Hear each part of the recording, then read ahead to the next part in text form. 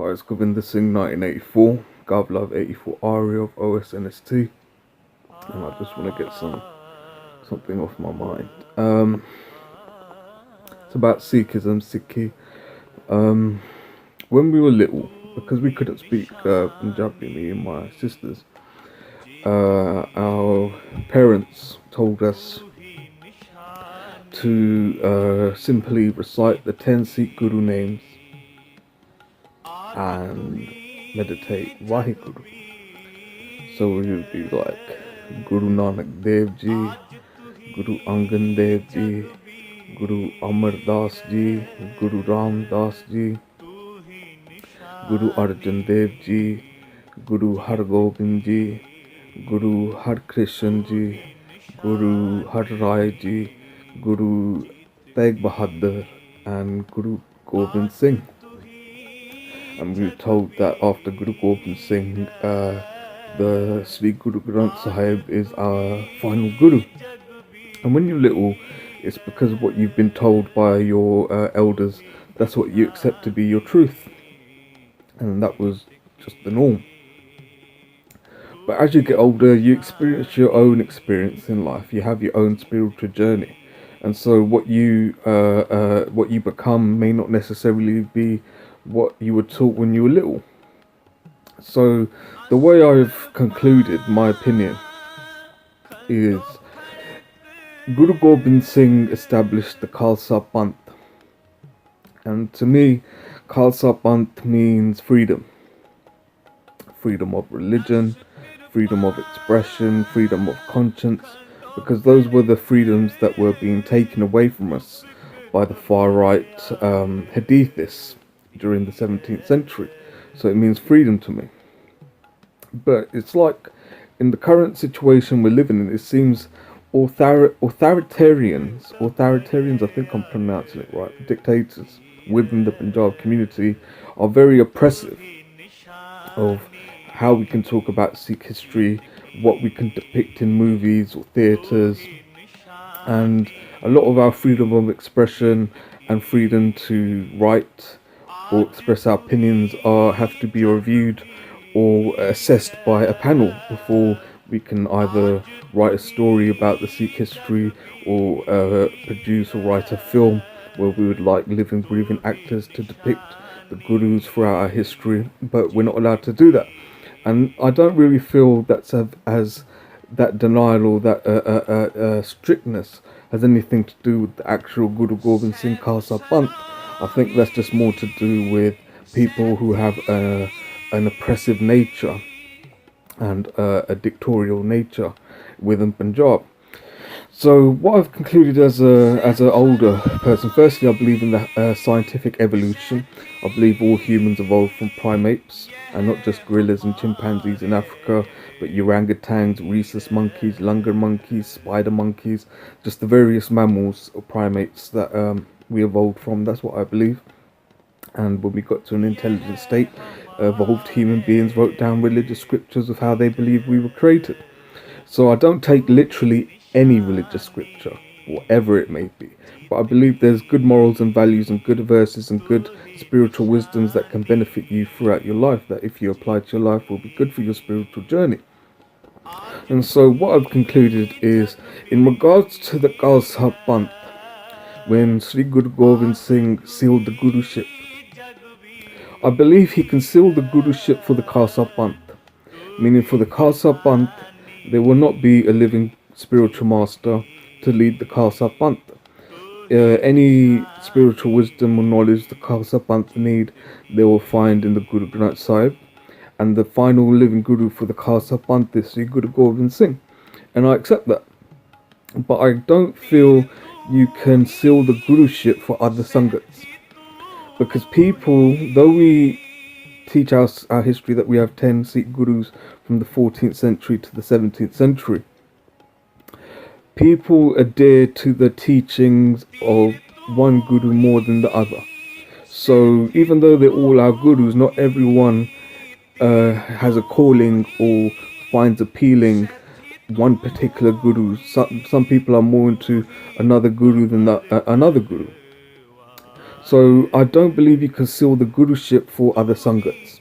For example, there's people who follow the teachings of Guru Arjan Dev Ji more than another guru within the pantheon.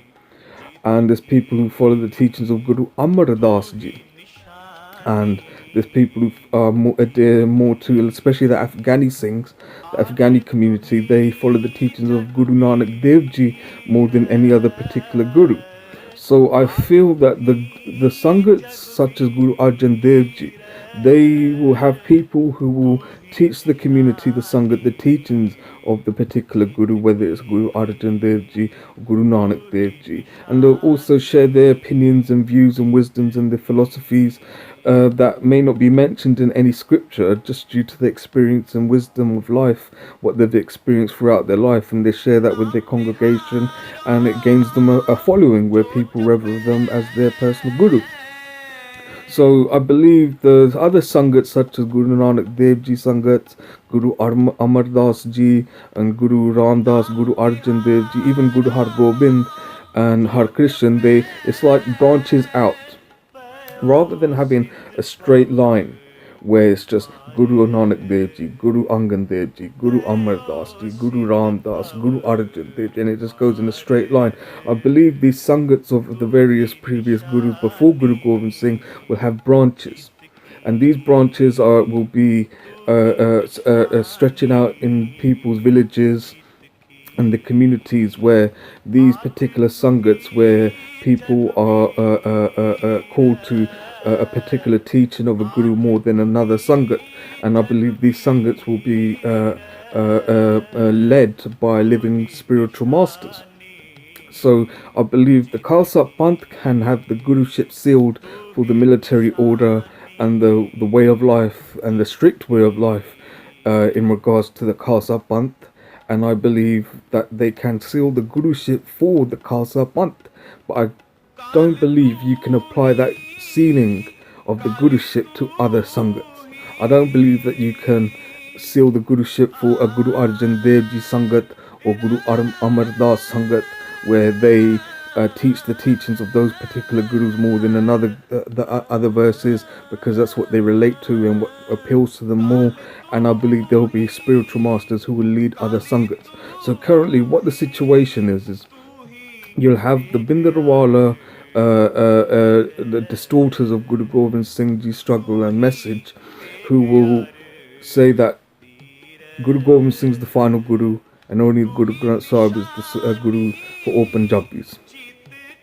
I don't believe you can go to a Guru Arjan Dev Ji Sangat and say to them, the Sangat who loves Guru Gobind Singh, but apply to their life the teachings of Guru Arjan Dev Ji more than any other particular guru. I don't believe you can go to their spiritual master who leads their Sangat and say, and we're going to seal the guruship for you as well. And another thing is, when you have a Hindu Bhavan, a Hindu Dera, who have pictures of Sikh gurus, just because we respect the Sikh gurus. We know as Hindus or Buddhists or Jains in Punjab, we would have no knowledge of our ancient Hindu ancestral heritage if it wasn't for the sacrifices made by the Sikh gurus, who defended religious freedom, not just of the Sikhi path, but of other religious spiritual paths, other Dharam paths as well. So we respect and pay homage to those who sacrificed everything for us to have knowledge of who we truly are, or otherwise we would be modeling ourselves on the hadiths and modeling ourselves on what Muhammad said, and that will be modeling ourselves on Ibrahim in Mecca in the Middle East. But we're not doing that, are we? Because people sacrifice so much so we can be free to make our own choices. So we respect the sacrifices in Punjab that the Gurus made and the Sikh warriors made. But you cannot come to a Hindu Bhavan and say to a Hindu Bhavan who have someone who they consider their Lord Isha incarnation or Durga incarnation or Krishna incarnation or Rama incarnation or even a Buddhist incarnation and say you cannot have that guru of your Buddhist or Hindu Bhavan because only Guru Gobind Singh is the final living guru. It's like you can't apply another religious path's sealingship of a guruship or religious principles to another community spiritual congregation. But saying that that Hindu Bhavan cannot go to the Khalsa Panth and say to the Khalsa Panth that you all have to bow down towards this living guru, They don't have to do that. They have the freedom not to do that. But then you cannot go to that Hindu guru in Punjab and say you have to only accept the Guru Granth Sahib as your final guru. So it's a bit of freedom of choice, freedom of conscience, where you make your own choice of what you want to apply to your own spiritual journey that makes you happy.